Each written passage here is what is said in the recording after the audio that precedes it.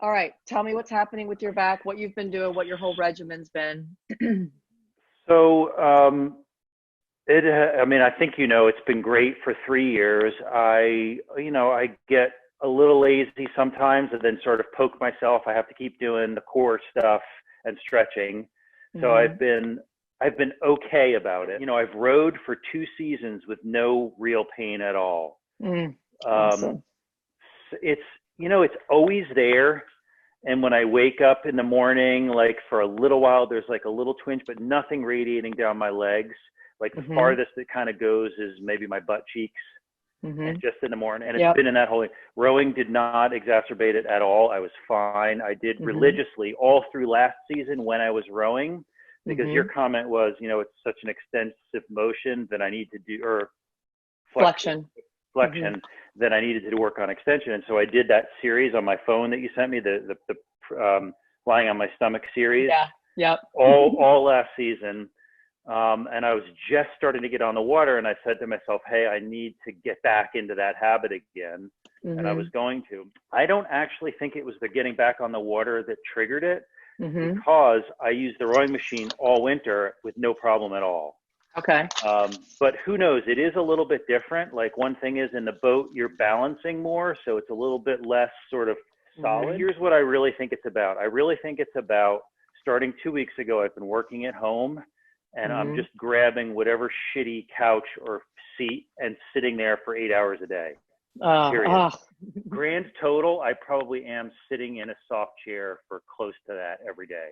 Oh my God. Not straight, but like cushy. And so it didn't dawn on me until like 3 days ago. I went out and I rode, and I came back, and Sarah's like, oh my God, you're splinting, like your back. And I was like, yeah, it does. It is sort of all tweaked. And then the next day, and then I went paddleboarding, and when I last night, it was just, I feel it in my butt cheeks. It's not down into my legs, but it's definitely like my back is pissed. It's pissed.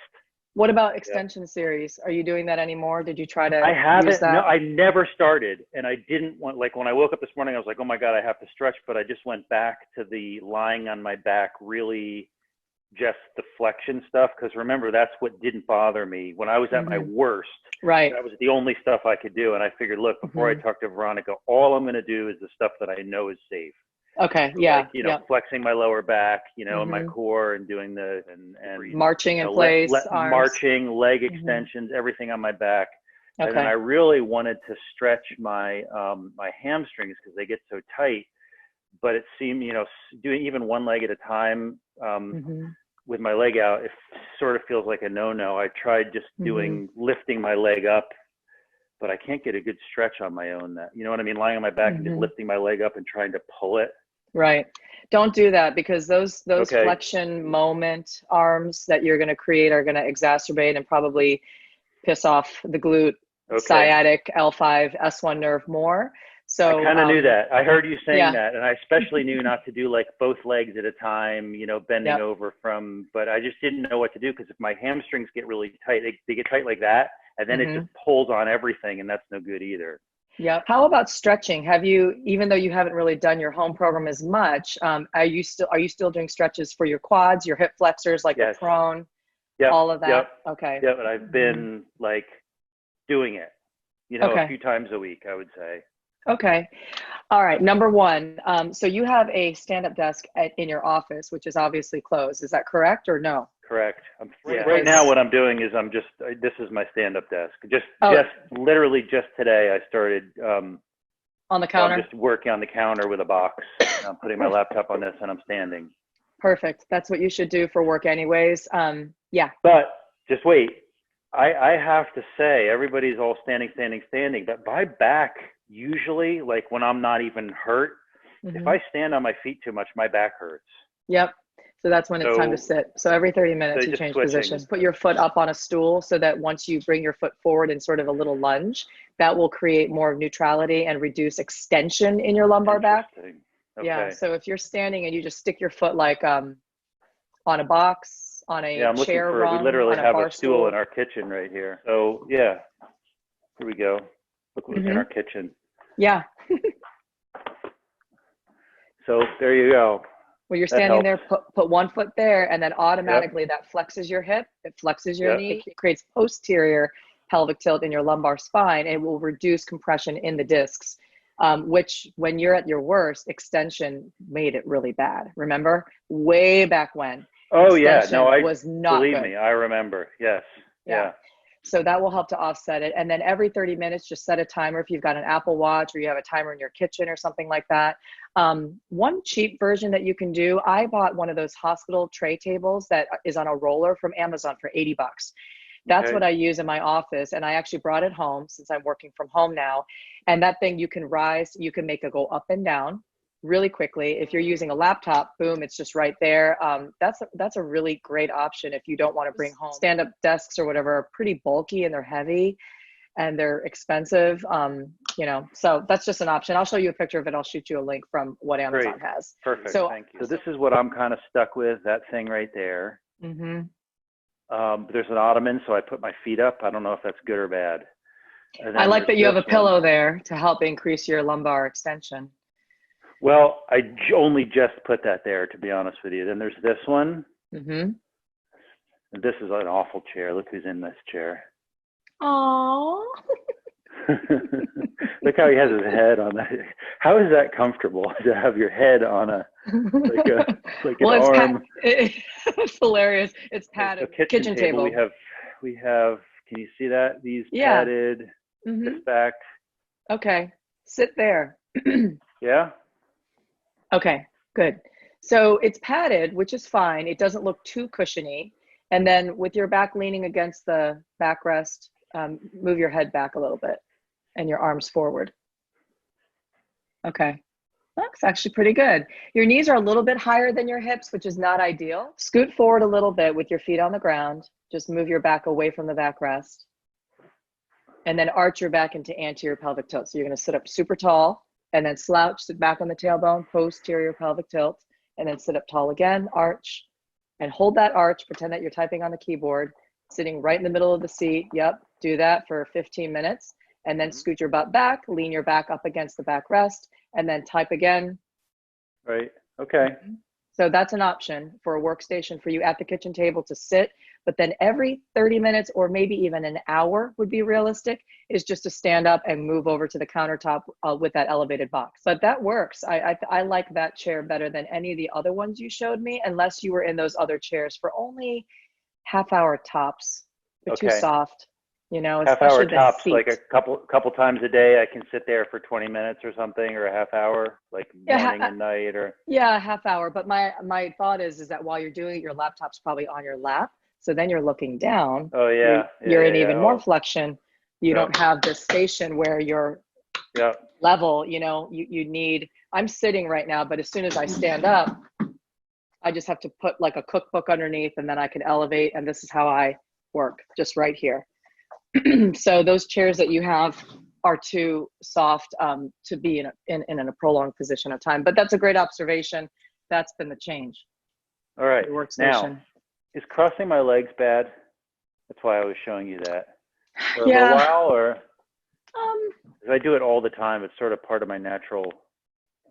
Well, position. I don't think I would type like this, but I mean, if I'm talking, or that's kind of what I move into. I don't think it's a big deal, honestly, unless you're super flared up. But when you're cross-legged, maybe do an anterior pelvic tilt every once in a while, because when you do cross, it promotes more flexion. It creates flexion in your sacroiliac joint. So if you can kind of sit up really tall with your legs crossed, and I think leg position changing is really good. Feet on the ground, feet up on an ottoman, legs crossed. I think you're fine with that. Good. Okay. All right. All right. So workstation, huge priority. Your bed, you said, is okay, because I'm concerned about you having some pain in your butt cheeks when you wake up. Yeah. I don't even know if that's accurate, that it's butt cheeks. It's just like old man back stiffness when I wake up. And I will say this, I went back last night to when I was like at the peak of awful. Remember the day when I came in and you like arranged 5 pillows and I fell asleep? I went back to that last night, and it was the best night's sleep I've had in, like, certainly a week, but maybe a while. Especially I think the pillow under my sort of hips and abdomen on my side I always use one between my knees and Mm-hmm. and you know, at least one on my head. But I think the one on my hips last night, which was new, helped me a lot. That might So be I an don't know if that indication that your bed is sagging. So, okay. because if you're Or I just lying on have your it on too side, soft of a setting, maybe. what number do you use? I got to go check. Okay. Can't remember. If it's like 50 or 75, it might be a little bit too low. So yeah, if you're lying on your side, I would try to bump it way up. Try to hit it, like, Okay. I think it goes up to 100. Try 90. Continue lying on your side with the pillow between your knees and then your head supported on the pillow. But if you feel a lot better, are you using like a feather pillow or a down alternative under your side waist? I don't know which one. We have so many damn pillows, and I just threw one under last night. I don't remember which one it was. Okay, just use what feels good, but that is an indication that your bed is too soft. If you're lying on your side, because what's happening is, say you're lying on your left side, your side waist is going in to the surface of the mattress. It's creating a little compression in your discs, and then that might be why things light up a little bit. When you wake up, you shouldn't really feel, I mean, you should feel a little bit of stiff. That's normal, just normal stiffness. And that goes away literally within 10 steps of you walking. But if it's kind of like more concentrated or more noticeable in your gluteals, your piriformis, your hips, your lower back, then that indicates that there's some compression happening in your sleep position. So in the meantime, make those adjustments and then play around with increasing the firmness of your mattress, and then see if you can get away with not sleeping on the side pillow and just continuing back to where you were. Okay. All right. So workstation, sleep, posture, exercises. Find a mat or a place to lie down on the floor with a little pillow to place under your abdomen, and I'll have you in prone. Okay. So the same routine that I have on my phone, prone series? Well, I got to check you. I got to do a provocation test. Okay. So can you do that in the living room? Oh, you mean like do it now? Oh, yeah. Okay. All right. Can you see me? Oh, yeah. Okay. Tuck your hand. Well, that's fine. You can look. All right. Move the pillow up a little bit higher. Like that? Yes. And then drop your head down. Take a deep breath in. Exhale. And again, inhale, let your muscles relax, fill your lungs, and exhale. Inhale. And then exhale, tuck the tailbone under, doing a posterior pelvic tilt. In posterior pelvic tilt, keep it there, and tell me how your back feels, your glutes, and all that. Not bad. The back is just a little tiny twingy in the back, but nothing in the glutes. Okay. Reverse the motion. Arch your lower back to create space into anterior pelvic tilt. So you're just lifting your tailbone up. Like that? Yeah. Mm-hmm. Okay. So you're just doing like an arching or increasing your lumbar lordosis, and tell me how your back feels, your glutes. Everything feels fine, actually. Remove the pillow altogether. All right. Deep breath in. Full breath out. Inhale. Exhale. Tuck the tailbone under slightly into posterior pelvic tilt. Now reverse, do an anterior pelvic tilt. Prop up on your forearms now, like you're going to read a book. Relax your belly, breathe in this position, and observe, how does your lower back feel? Feels okay. Good. Brace your core now. Tuck the tailbone, brace your core super tight. Straighten your knees as much as you can, really engaging your quad and hamstring at the same time. And then lift your right leg up 1 to 5 inches off the ground as you keep bracing through your core abdominals and lower back, and then switch. Switch. Switch. Switch. Last one. Left side. Rest, relax your belly, and tell me how you felt with that. It's fine. Great. Straighten your arms out in front of you, face down. Arms out, shaped kind of like a V or a Y. Tuck the tailbone, brace your core super tight. Lift your chest up only an inch or two. Maintain a double chin tuck. Raise your right arm up an inch or two or three and switch.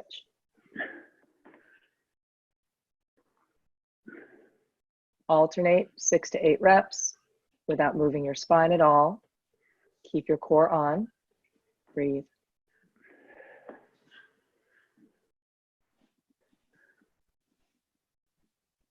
Last one. Okay. How's your back? That was the worst out of everything, but not just a little tiny bit twingy, but not bad. Okay. Place your hands in front of your shoulders, elbows bent like grasshopper wings. Pinch your elbows in close. Curl the tailbone under, brace your core, and then press your chest up just conservatively, 2 to 5 inches, and then lower back down. And I want you to do that 3 to 4 reps. Cobra. Brace your core as you press up, brace your core as you press down. One more.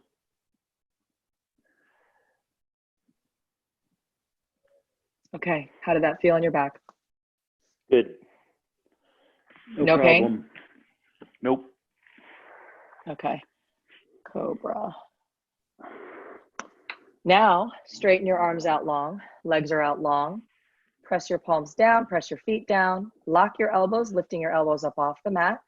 Lock your knees, lifting your kneecaps up off the mat. Lift your chest up an inch or two or three.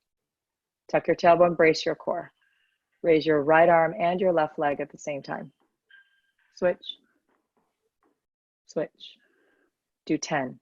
Total. Keep breathing as you brace, as you alternate one arm and the opposite leg.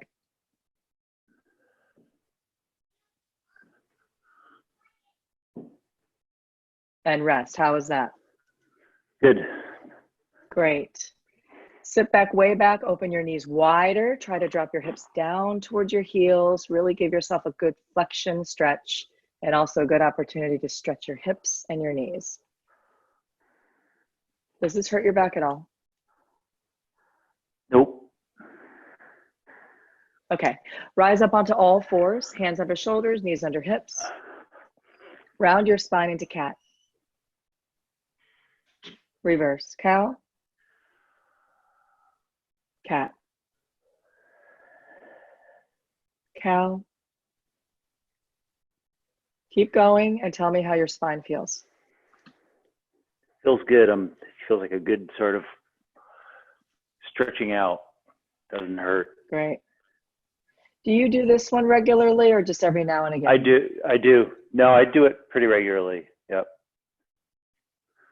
Hold that position, stay there, let your belly sag, just let your back extend, breathe into your lower back, into your abdomen, and tell me if you feel a tweak. No.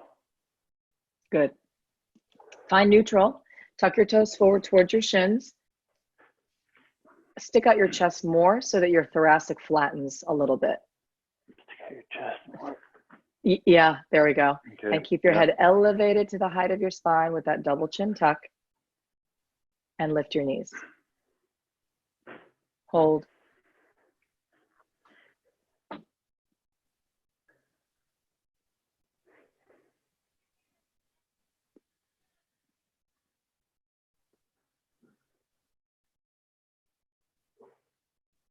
Great. No problem, right? Correct. No problem. Okay. Okay. Do that again, but you're going to glide and then press up to down dog. Glide 5 times.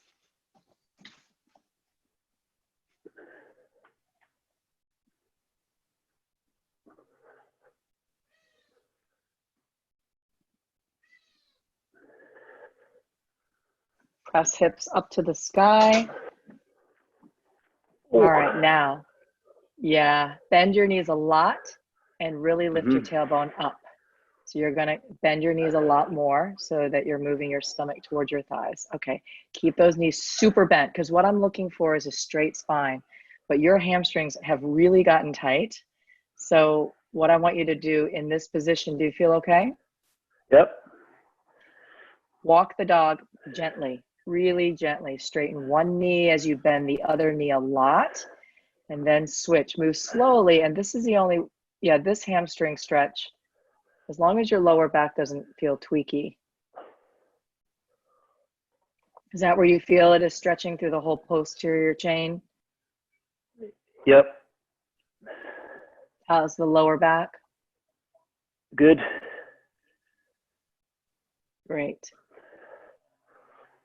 Attempt to straighten your knees bilaterally a little bit more. Your spine rounds for sure. Okay. So bend your knees a little bit again. Just when you start to straighten your knees, if your spine starts to round, I'd rather have you not be in that position. Okay, rest, relax in child's pose. Sit back, release your wrists. Good.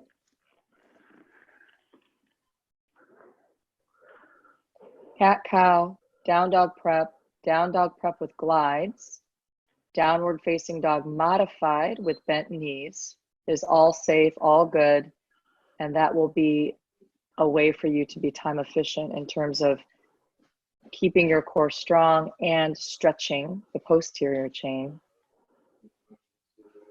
Prone, pelvic tilt, bracing, alternating arms and legs. And then we didn't do a quad stretch with you in prone, but I would like to check that. But before we do that, how did you feel just with the 4-point series? Good. Okay. Supine, even though it might feel like it's the right thing to do right now because you get a really nice ab workout, I don't think that's good for you to do right now, even though that's sort of your safe zone. Pelvic tilt with the marching is not a problem, but I'm talking about like the 100 single leg stretch, double leg stretch. Double leg lower lift is definitely not going to be ideal right now because your hamstrings are really tight. So if your legs are lifted in the air and they're straight and you're curled up and then you're lowering your legs, every time you lift up, you're going to get too much of a sciatic nerve stretch. It's going to compress the lumbar spine, irritate the lumbar discs. So only do prone and 4-point series right now. You're getting plenty of flexion just from sitting. Okay. So, got it. And the only really the only thing I should be doing for hamstring stretch is the modified downward dog with marching and maybe both heels down. Maybe. Definitely not a seated hamstring stretch, but if you lie down on your back right now, let's do the jackknife stretch. That one I feel is really safe, especially because your whole back is supported. So if you pull your right leg into the chest, hands under the knee. Under the knee, okay, right. Keep your thigh in really close and then straighten up and down. Bend and straighten, bend and straighten. And you should feel a decent stretch in your hamstring, either at the lower part behind the knee or in the upper part behind the glute. Where do you feel it? I feel it more behind my knee. Okay. It's not a really, really powerful stretch though, you know, compared to like sitting up and cranking on it, but you could probably get more, but you'll flex your spine more if you lift your head and shoulders off of the mat and climb your hands up to the calf. Give it a big pull and just work your foot and ankle up and down. You feel it a lot in your upper part of your hamstring or still in the back of the knee? Sort of like right here. Okay. But maybe that's just where I'm tightest. Probably. Do the other side, same way.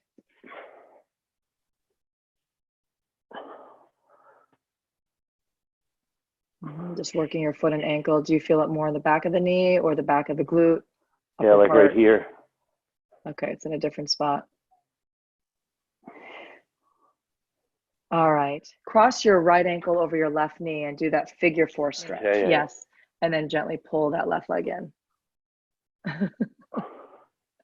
Now, do you feel it in the glutes or the hamstring or the outer hip? More glutes. Yeah, feel it in the glutes. Okay. Switch.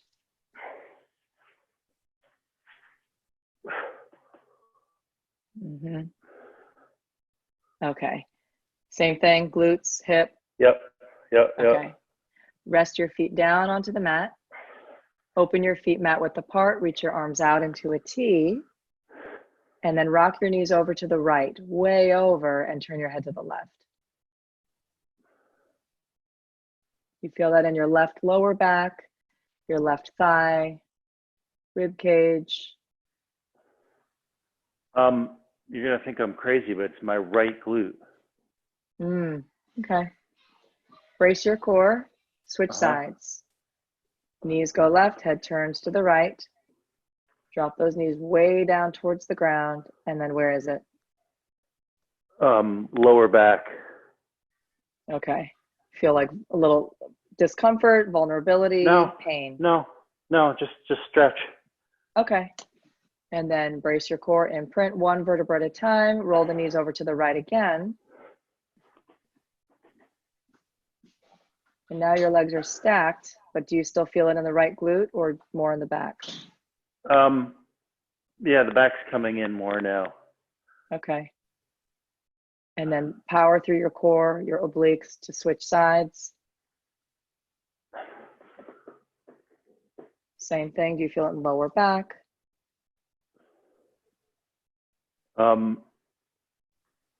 Yes, lower back. Okay.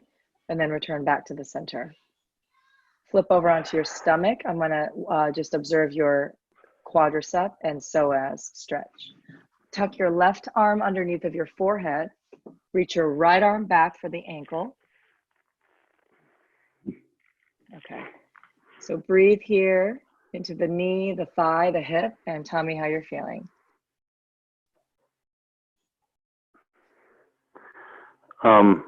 I mean, it's a good stretch. Maybe feeling a little discomfort in my lower back. Okay. Like twinge. Stay here and tuck the tailbone under, which will reduce extension in the lumbar, but it will increase the psoas stretch. Yep, doing that. Yeah, that's better. Feels better? Yep. Prop up on your left forearm. Keep your right hand on the right foot. So prop way up like you're going to read a magazine. How do you feel with that? Fine. As long as I remember to, flex my core and go into a little bit of flexion. Mm-hmm. Do you feel a little bit more vulnerable in the lower back though? As long as I'm bracing, I'm fine. Okay, cool. Keep bracing as you release your foot and switch. Right arm under, chest flat. Reach back for left foot ankle. Draw knees together to the midline. Try to maintain symmetry in your thighs. And then notice how your lower back feels. Fine. Fine with bracing. Okay. If you release your brace, do you feel that twinge again in your lower back? Yes. Okay. Yeah. So do you see like prone series is a good safe thing for you to do to offset all your flexion, but there's going to be certain positions in prone that when they tweak or twinge, just go to neutral, tuck and brace. So intuitively do that. I'm going to text you a recap of everything for you to do for homework. I'll send you a copy of the video. All right, so keep me posted. If you feel worse after doing this stuff, shoot me a text, let me know. We'll communicate in between, and then we'll just, check in a week or 2 or 3 or whatever you need. Sounds good. Thank you. All right. Okay. I'll see you. Have a good rest of the day.